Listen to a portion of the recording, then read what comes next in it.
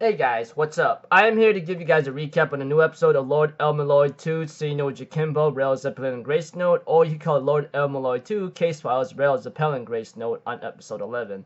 Now, this episode right here looked really fun, although the auction, minus spoiler ahead, was really tense. So if anything else, let's get this started. We have to it that Waver himself ends up having to talk with Collis for a bit to figure out his next plan of action to try to find out who's the perpetrator of killing Trish, which is Olga Mari's acquaintance, you know? And we see to it that Waver asks Olga Mari for help, and then she slaps him and refuses at first because of what things are and how things are going about with her. But eventually, Waver managed to convince her otherwise by telling her a story about him stealing a certain relic whatsoever, and eventually we'll later get Olga Mari to cooperate, and of course, help each other out. As for Shishigo, which we see in this episode, he ends up having to take Flat and Steven in other cases for Joyride to go somewhere, you know? And of course, we get to know more information about Trisha herself trying to grab some information, and that's what led to her death and possibly for her mystic eyes as well. But things were still getting very tense for the time being to find out what the heck is going on with Trisha's murder. Eventually, Waver would contact Luvia for help and promises to give her some personal lectures whatsoever. And she says, you know, that sounds good. I'll be sure to wring out all your secrets when you do. You hear me? And she ends up getting ready to take action after taking her bath. And I'm thinking about my goodness gracious, why you gotta be so freaking hot? Okay, enough of me being a little over dramatic. We see to it that Waver would later on get an artificial global map from Olga Mari thanks to her father's technological help, and we see to it, of course, eventually it would show some signs or rails whatsoever, and Waver realizes that this is all a freaking setup or something, you know. Not to mention there was some kind of necklace that Trisha held, which Grace saw, which is a little lewd, if anything. But aside from that, the auction begins, and there's some kind of proper way to try to grab some mystic eyes, you know. First, it starts off with $30 million, which apparently someone else took it for $40 million, etc., due to the fact that she had a lot more money. And we go to the mystic eyes of Transcience or something, which is like a jewel class, I believe. But this is where it gets really tense, because this is really important right now. Because these mystic eyes are from Carabato or Frampton himself, or that church guy. And this is where it gets really crazy. I mean, it starts up at $30 million, and someone boosts up to $40 million, then $70 million, then $80 million, then over $100 million, then goes to $300 million. And I'm like, what the blazing pickles, man?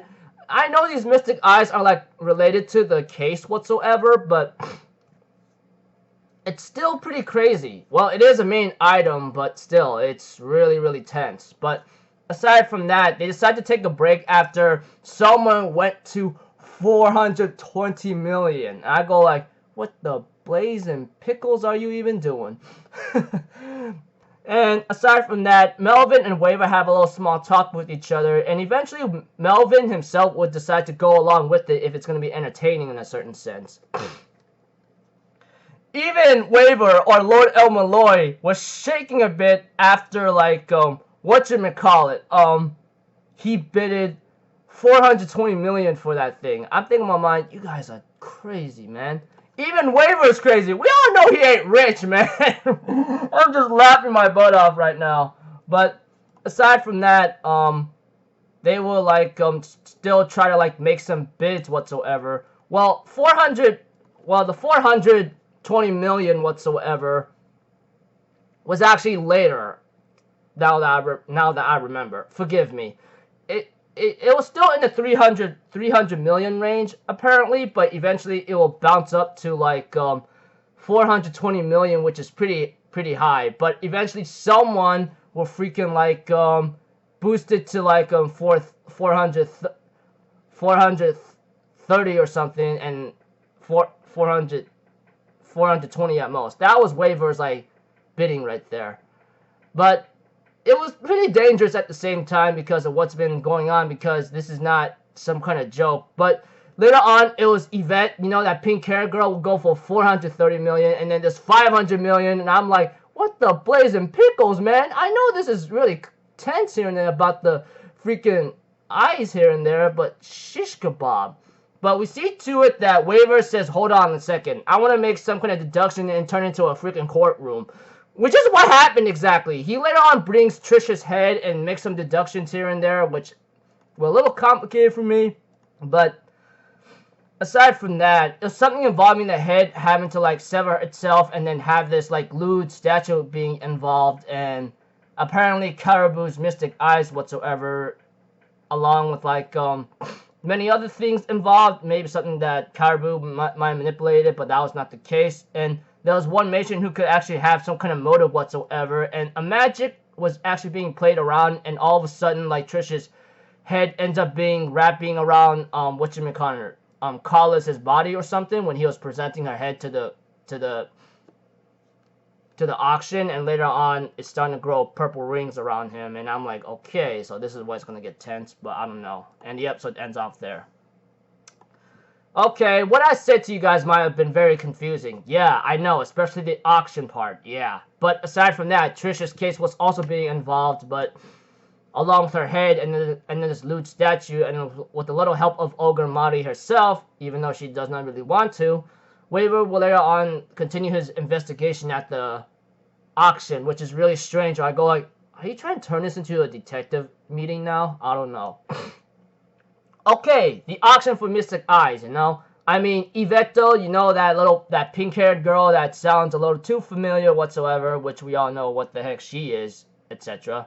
She apparently,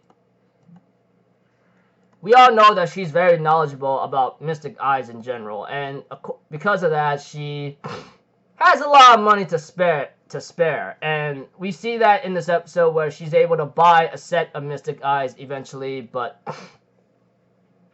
it was still pretty crazy and dangerous at the same time, because when it came to the Mystic Eyes of Transcience, which was later on revealed in the towards the end of the episode, this is where it gets really tense, because many people will make biddings whatsoever that will be a lot more money than we expected, honestly. Let's admit to that. I mean, because of how much she bidded, especially she was in the very big major leagues whatsoever, even Adasahino was trying to make that bid for the Mystic Eyes of Transcience, but that was later on between the bidding with like Yvette, Waver, and Adasahino. But dear Lord, oh, when I said 420 million, that was like towards the end where it became almost at its peak limit, you know. And aside from that, the auction was pretty tense, especially when it came to those main ingredient or main item of the Mystic Eyes auction. That's when it became really crazy. Okay, I think I repeated myself long enough, but all I know is the auction was tense, and repeating myself again. And continuing with Trisha's murder whatsoever, and it seems like to me Waver's starting to piece things together, even though like certain information is complicated due to the fact that I'm just a little tired here and there, but yeah. Alright, anyways, looking forward to the next episode and seeing how this goes. So until then, I'll see you guys in the next video. I'm Alpha Zero, people. Have a good day, and I'll see you guys next time, alright? Peace out, bye-bye. Toot-toot-toot!